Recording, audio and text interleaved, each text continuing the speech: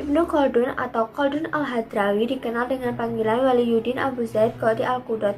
Ia lahir tahun 732 Hijriah di Tunis. Ibnu Khaldun meninggal dunia di Kairo pada tahun 807 Hijriah dan dimakamkan di kuburan kaum Sufi di luar Bab al-Anasr. Salah satu karya fenomena Ibnu Khaldun adalah kitab Al-Muqaddimah. Muqaddimah mengemukakan sebuah teori model dinamika yang mempunyai pandangan bagaimana faktor-faktor dinamika sosial, moral, ekonomi, dan politik saling berbeda namun saling berhubungan. Ibnu Khaldun telah menyumbangkan teori tentang tata nilai, pembagian kerja, sistem harga, permintaan dan penawaran, konsumsi dan produksi, uang, dan pembentukan modal. Pemikiran-pemikiran Ibnu Khaldun tentang ekonomi antara lain 1. Teori produksi. Menurut Ibnu Khaldun, produksi adalah aktivitas manusia yang diorganisasikan secara sosial dan internasional. Teori produksi dibagi menjadi 3. Yang pertama, tabiat manusia dari produksi. Menurut Ibnu Khaldun, manusia adalah binatang ekonomi. Tujuannya jelas, yaitu produksi. Faktor produksi yang utama adalah tenaga kerja manusia. Laba produksi adalah nilai utama yang dicapai dari tenaga manusia. 2. Organisasi sosial dan produksi. Yang ketiga, organisasi internasional dari produksi. 2. Teori nilai, uang, dan harga. Teori nilai. Menurut Ibnu Khaldun, nilai suatu produk sama dengan jumlah tenaga kerja yang dikandungnya. Kekayaan suatu bangsa tidak ditentukan oleh jumlah uang yang dimiliki bangsa tersebut. 2. Teori uang. Uang adalah alat untuk memenuhi kebutuhan manusia. Di mata Ibnu Khaldun, emas dan perak adalah ukuran nilai uang yang standar moneter.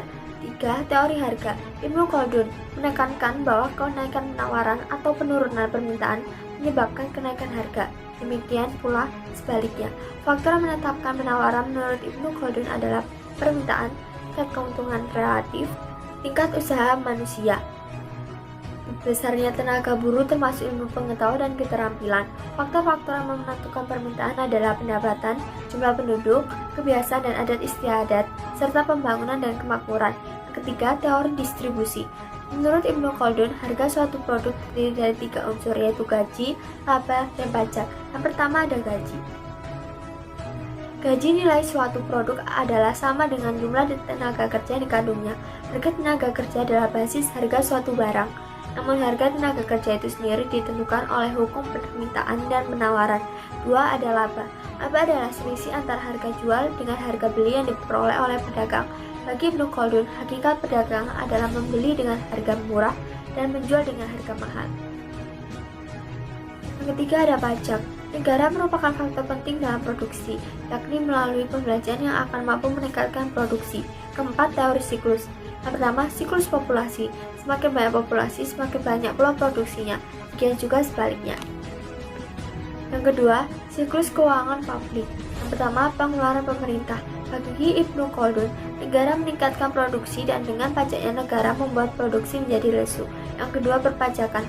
Perekonomian yang makmur di awal suatu pemerintahan menghasilkan penerimaan pajak yang lebih tinggi dari tarif pajak yang lebih rendah. Sementara perekonomian yang mengalami depresi akan menghasilkan penerimaan pajak yang lebih rendah dengan tarif yang lebih tinggi.